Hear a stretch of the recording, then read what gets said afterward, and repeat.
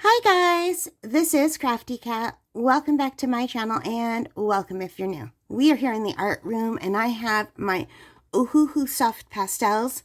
As you can see, they are fade resistant, non-toxic, and for people 14 and up. It's got this beautiful artwork on the cover. And on the back, we have a bunch of different swatches. There's 72 colors and it says use fixative for long-term preservation. It's non-toxic. And don't let children swallow it. Except for they said it's swollen. Anyway, yeah. So anyway, we just have my Canson XL watercolor paper because this is where I swatch everything. So I'm just going to turn to, look at those Paul Rubens song florals. Beautiful. We're just going to turn to a clean page. And I think I'm going to work on the front and leave the back just so I get folded over like that, make more room. So are you ready to see these beautiful ones? And I'm sorry about the glare, but that will go away in a second, I think. So it comes with a user manual and it says how to blend, gradation, and using proper tools. We'll just be using my finger and maybe a Kleenex today. It did come with some paper. It came with 3 sheets of off-white and 3 sheets of black. We won't be using those today.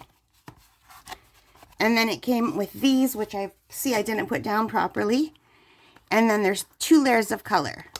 So this is the first layer, all of the brights. And the second layer are more of the earth tones. And this should have been down in between. So anyway, we're going to swatch some of these just on this Ohuhu. And then I also have this black mixed media that we could try some of them. And what I did was half of this black mixed media is as is. And half of it, you can see it's curled up a lot. I put some clear textured gesso on it to give it more of a tooth. So it feels much rougher. I don't know if you could see that. So we'll try some of that too. Now I don't know if we're going to need to swatch all of these because there's 72 colors. That is a lot. We're not going to bother with the white on the white paper, I don't believe. Well, I guess we could. I guess we could just to see if it shows up. Not really. So I'm not sure how to do this so you guys could see it. I'm in my art room and I have a curved wall that slants down. So I can't get my camera up very high is the problem. 1, 2, 3, 4, 5, 6, 7, 8, 9, 10, 11, 12. So there's 12. So we'll just do like this.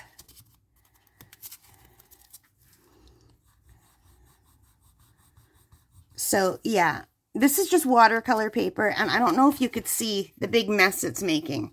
There's just dust everywhere. So you're supposed to work with this up on an easel so that the dust falls down, but if I do that, then I can't get it in the camera. So that's not going to work. So they are just so crumbly. Oh my goodness. Can you see that? So maybe I'm putting too much pressure. These are really soft. Maybe I need to just be going much lighter. Could that be it?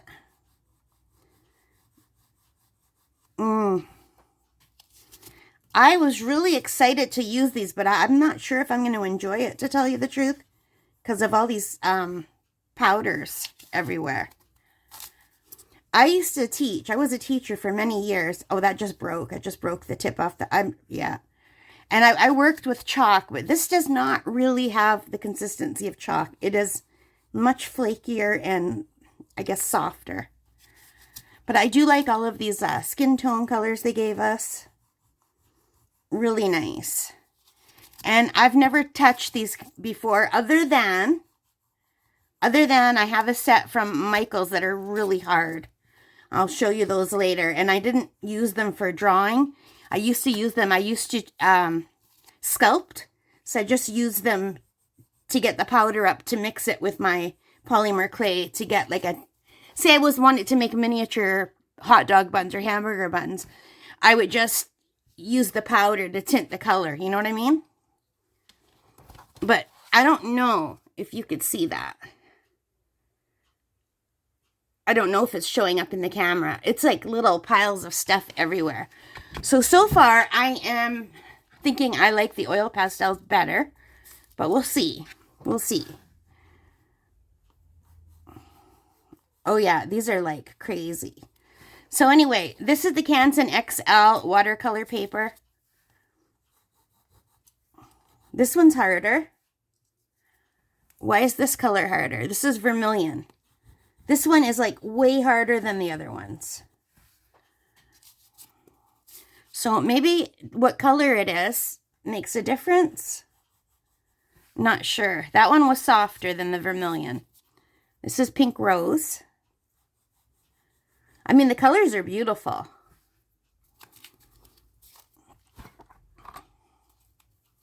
Now we have carnation. That's gorgeous.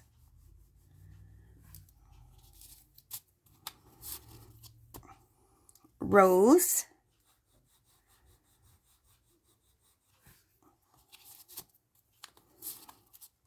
Hot pink. I love all these pinks. So pretty.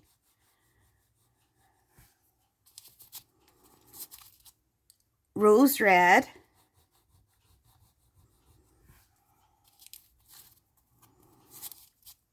Fuchsia. These are really beautiful colors. Maroon.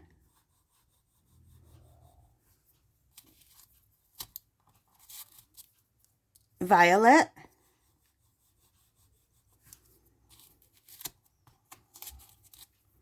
Purple. So I somehow fit more on this line than I did on this line. I am really bad for judging how much room I have for anything. So then we have lavender.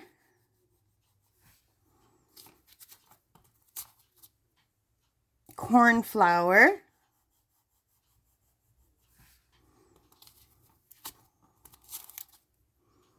Periwinkle. Beautiful colors.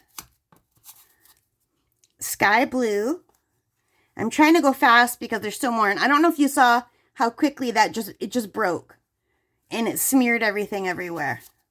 And I'm not putting much pressure on these. Cerulean blue. That's beautiful. I love all these blues. Seafoam.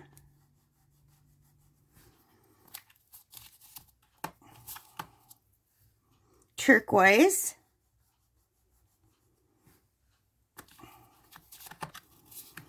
And now we're going into the greens. Aqua. That's a very pretty color. So for the most part, these are all very soft. So far, only that vermilion was hard. Emerald green.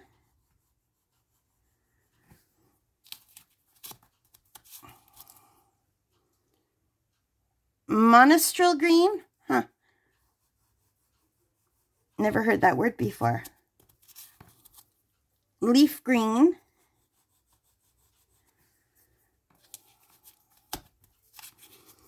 And moss green.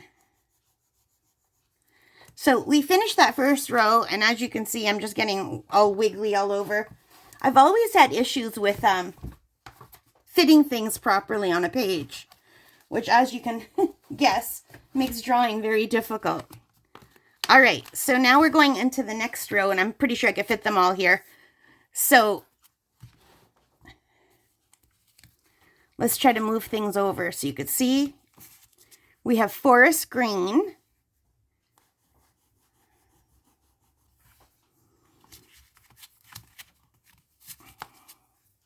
Sap green. And they don't have any light fast ratings, so I don't believe these are light fast at all. The forest green and the sap green look very similar. Fern green. This is a harder one again. This is like the vermilion. It's a harder pastel. Olive green.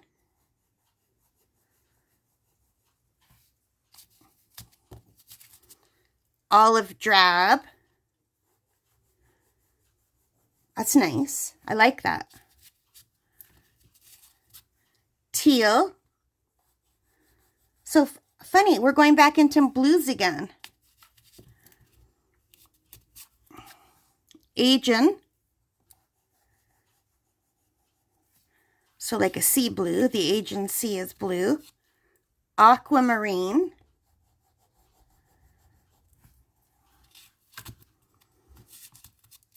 Prussian gray. Pretty. Cobalt, and it looks like the edge has been broken off on that one. Maybe in shipping, because I have not used these yet. That cobalt blue is beautiful. Navy blue. Oh, and that one just fell right apart. Can you see it? They're cracked down the middle. That one wants to crumble. Prussian blue. This is harder too. This one is better because it's not so crumbly. I think I like the harder ones better than the softer ones. Okay, now we're going into the yellows again.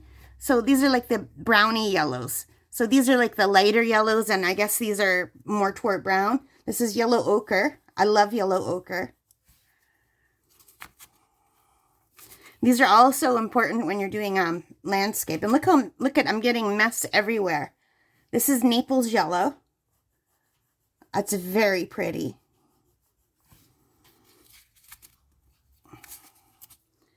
Ochre. And it looks like it had some of the color next door on it, which is called ginger.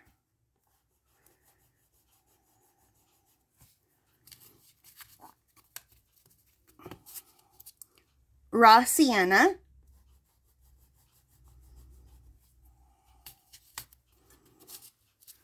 Burnt sienna. That's a hard one too. This is a much harder one. Red ochre.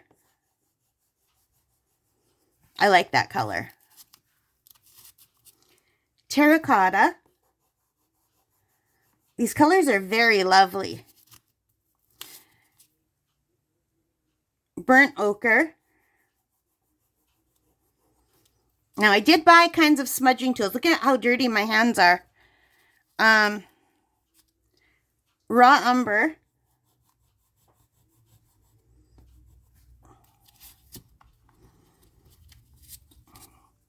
Red oxide.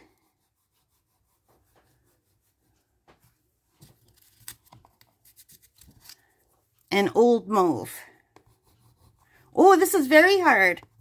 What if I just go from the top? Okay, the top is lighter, so I think there just must be something on the sides that make it feel harder, but that is a very pretty color. This old mauve is beautiful.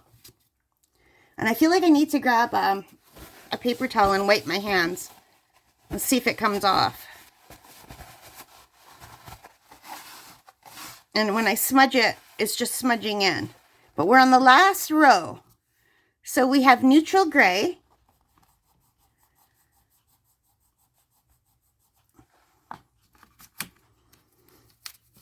And blue gray.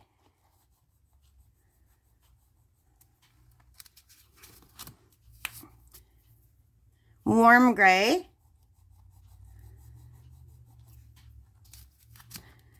And I'm just using my watercolor paper for swatching because we're not doing layers or anything. I did buy some pastel paper, but I want to practice with something else. This was taupe.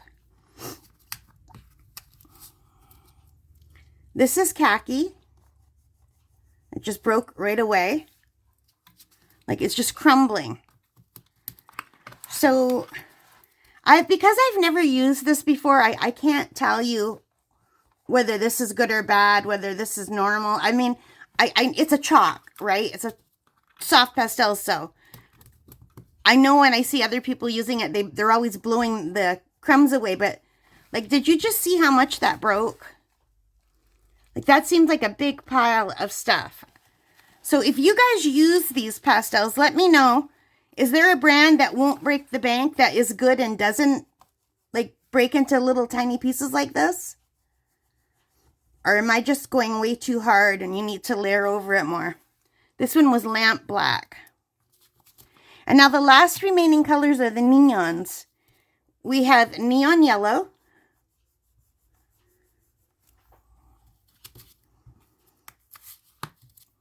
neon orange,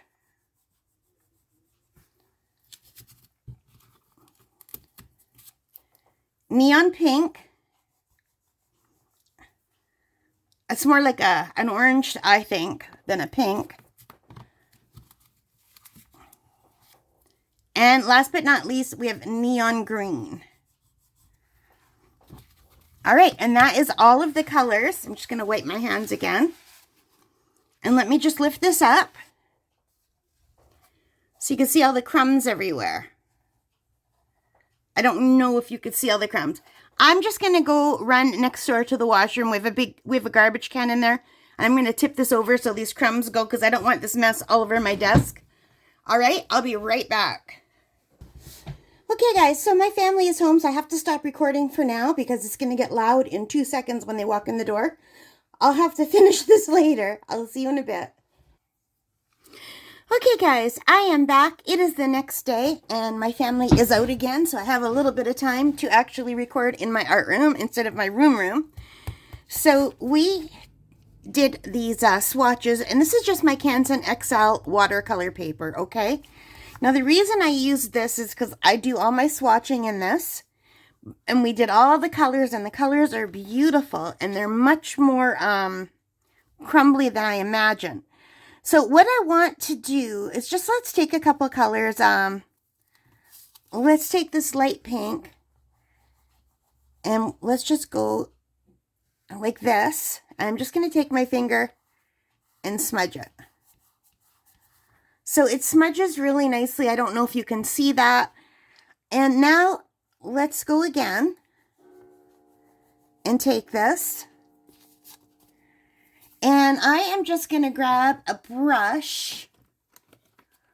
I'm not sure what watercolor brush would work for this actually. I don't know if I should get a real soft one or a harder one. So this is just an inexpensive Artist Loft craft brush from Necessities. It's pretty hard. So I'm just going to dip it into some water. Because supposedly you can add water to these pastels and sort of turn them into watercolor. Now, there was some underlying color on there, but you could see I did get that wet. That brush does not hold a lot of water. But you can do that. Let's get a darker purple. Let's get, this one is maroon. And let's try that again. So I'm going to smush this with my finger. And it spreads a lot. And I'm not going to rinse out the pink out of my brush. I'm just going to add some more water. So I've got as much water as I can on this cheap little brush. And let's just see. Yeah, you can really notice that better. So you can almost turn this into a watercolor.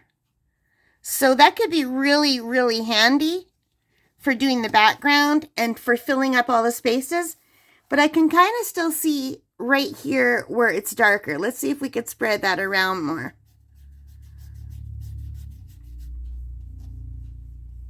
I'm sure I could if I worked with it, you know?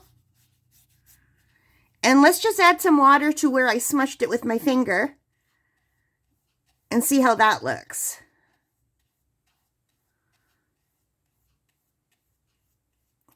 So, you know, that could be a really interesting way to do underpaintings or backgrounds. That's really, really cool. So I'm just going to clean off my brush. And one other thing I wanted to try, I'm trying to remember which one of these were the hard colors, and I can't quite remember because some of them were much harder than the others. But let's just grab a blue. That's a very falling apart color. This is cerulean blue. So let's put that down here. And again, it's very easy to smudge just with a fingertip. The other thing I wanted to see is if this would work like a watercolor crayon. So I'm washing the pink and purple off my brush as best as I can. It's actually stained the bristles, but nothing is coming off on my paper towel. And I just wanted to use my cheap brushes to do this. So now I have, this is wet, and I just want to see, can I just wet this and pick up? I can. So I can pick up some paint right from here, and what does that look like? That's pretty cool. So what if I put some more water down? What if I just draw on it while there's water there? You get a really darker thing. I just did my initials. I hope that shows up. Hang on a second.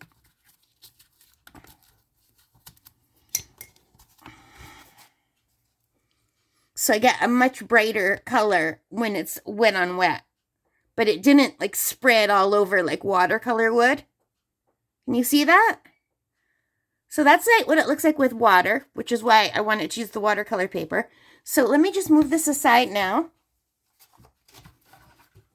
And I have this Strathmore Black Mixed Media. And it's kind of folded up because I put some clear textured gesso or gesso from Montmartre on here, on this side, but not on this side. So I don't know if you could see, but there's texture on here, but there's not texture on here. Can you hear the difference? So let's see the difference. I'm just going to take the box and put it down to hold it. So let's get a nice bright yellow. How about this one? This is lemon yellow. And let's just color on the not fixed up side. And let's see what the difference is on this side.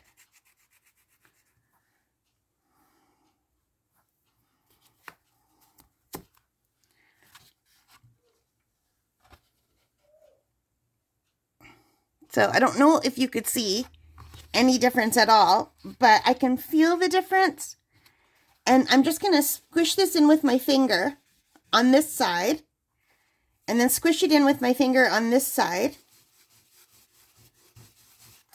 And you could see it looks much more vibrant on the side that was prepared with clear textured gesso. And this is just Strathmore Black Mixed Media. It is 6 by 8 inches. It's 400 series. I don't really see any more information on it. It's just mixed media paper. And it says it's good for wet and dry medium. Okay? So now that we know that, let's take that again. And let's put some down. And let's put some down. And it really, really feels better on the side that was prepared with gesso. And now we're going to just get some water. I'm just cleaning off my brush from the blue. But you can see the blue is still staining the bristles. But the blue is not coming off when I wipe it on my paper towel. So let's see how it looks on. Oh, I got a lot of water there. So on this side, it just kind of disappears. Maybe I had too much water. I don't know. Let's see what happens on this side.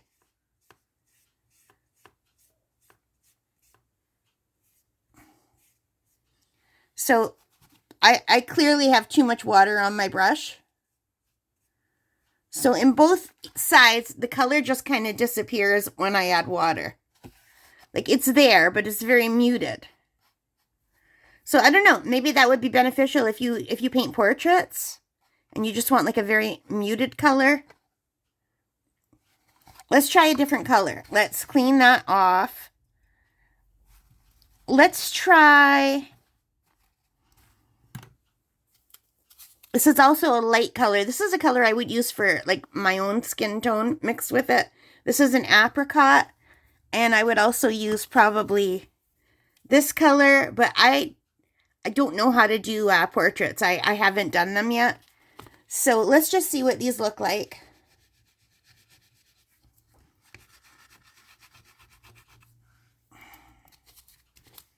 And on this side, yeah, it's a lot nicer on this side than this side. So I would say if you're just using like a cheap paper to use the clear textured gesso, it makes a big difference. The other thing I wanted to do, I'm not going to add more water, but let's go over with a darker color. We have, maybe that's too dark. Let's go with the next darkest, which is sunflower yellow. All right, so let's go on top of these with some sunflower yellow.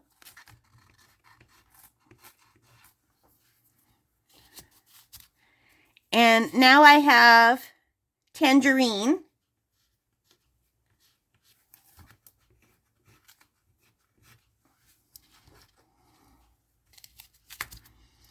And now I'm going to go into vermilion, and vermilion was the harder color. It doesn't want to cover anymore over here very much. Let's see if I can get better coverage here. Yeah, it's... So, I think 3 layers is about as much as I could get without it being treated with gesso. With gesso, I got 4 layers. I don't know how many more layers I would get. Let's try a purple. It's still layering. Let's see how this one is going. Well, it's okay.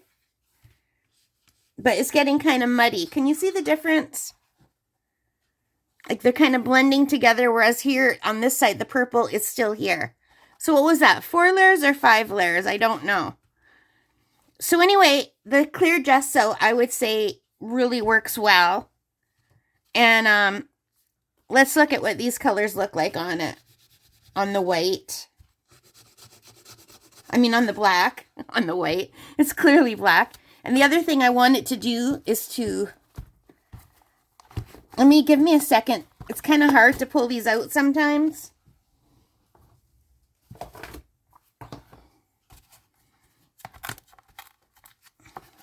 I just wanted to see what these neon colors look like on the black. So we have this neon yellow. And here's what it looks like on the plain black. And here's what it looks like on the treated black. Can you see the difference?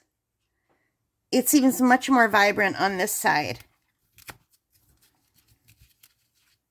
I just want to put it down so that I could read what it's saying. Here is the neon orange.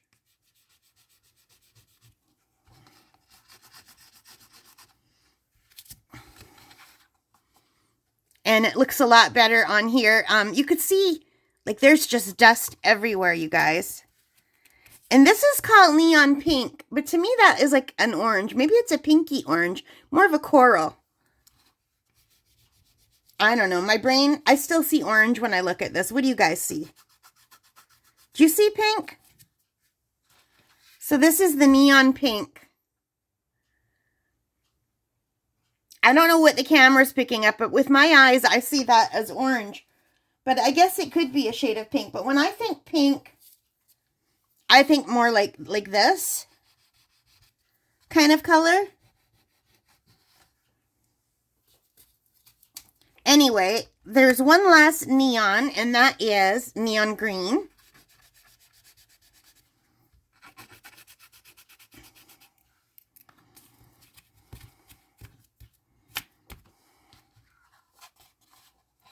So that is what it looks like on the Strathmore mixed media paper.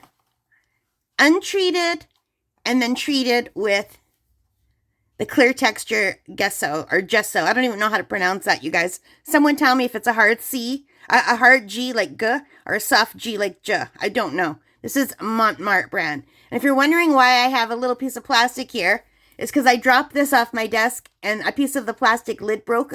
So I just have some plastic underneath so it doesn't dry out, because air can get through in here.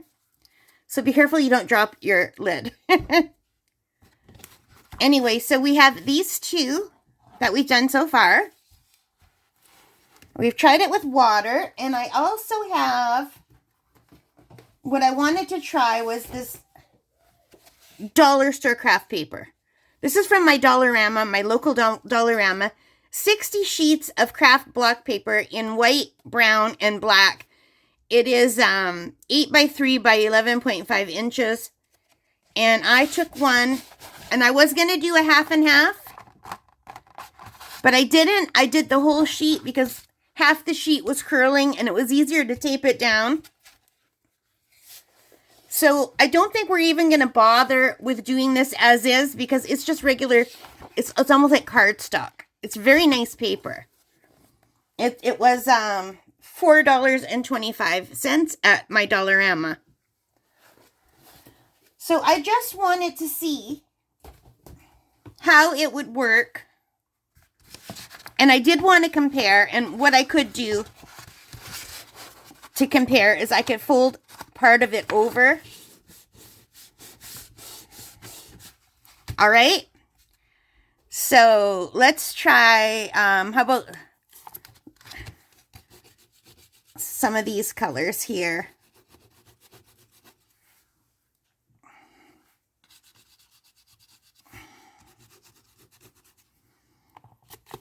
So I want to smudge one.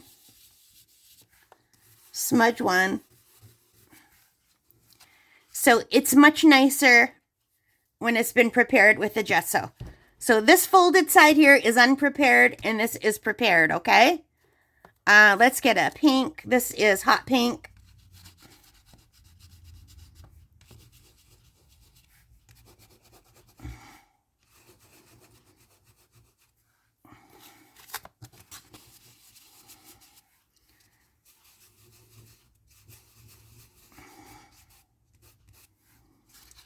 So I don't know if you could see how much brighter it is.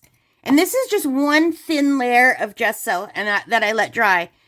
So I think it's really nice that I can use cheap paper to practice because I do have some of the pastel paper, but it's not cheap. It's pretty expensive. Like even the cheaper ones. I bought the cheaper ones. I bought the Mungyo pastel paper and it comes in all of these colors. But it had mixed opinions on the reviews. I'm just cleaning off my finger first.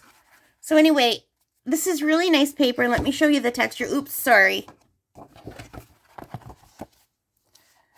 So it's got some slate texture on one side, but not the other side. Okay? So that's the Mungyo. And it says it's for oil pastel, dry pastel, and etc. Woven textured finish, high cotton content, acid-free, also for pencil, graphite, and charcoal.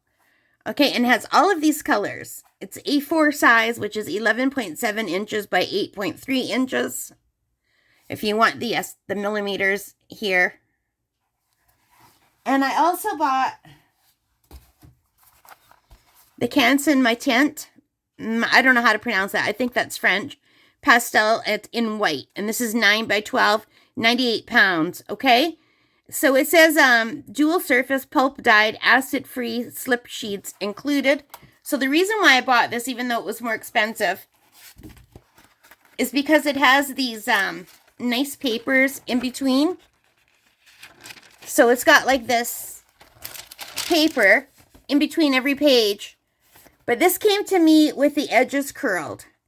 Now, I could have returned it, but it was a pain in the neck to return it. We were having a snowstorm. I didn't want to go to the post office in a snowstorm, so I just kept it.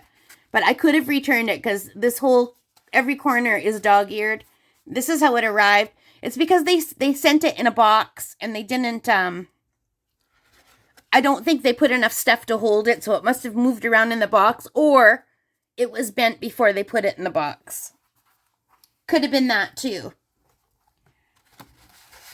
But anyway, let's try some of the light whites and yellows on this brown to see how they turn up. Because we couldn't really see this color before on the white background. And let's put some on the black as well.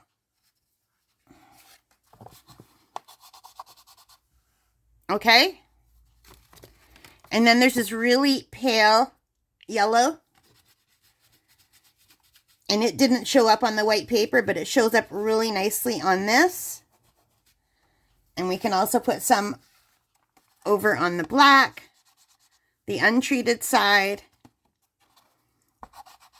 versus the treated side. And let's just jump over to some of the green colors. This is aqua.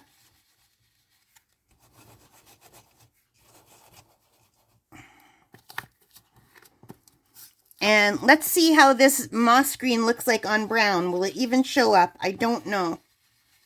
So that's another thing I need to get used to, is how colors look on different colors. So I'm just going to smudge one of them. I'm just going to clean my finger off on a towel in between smudging.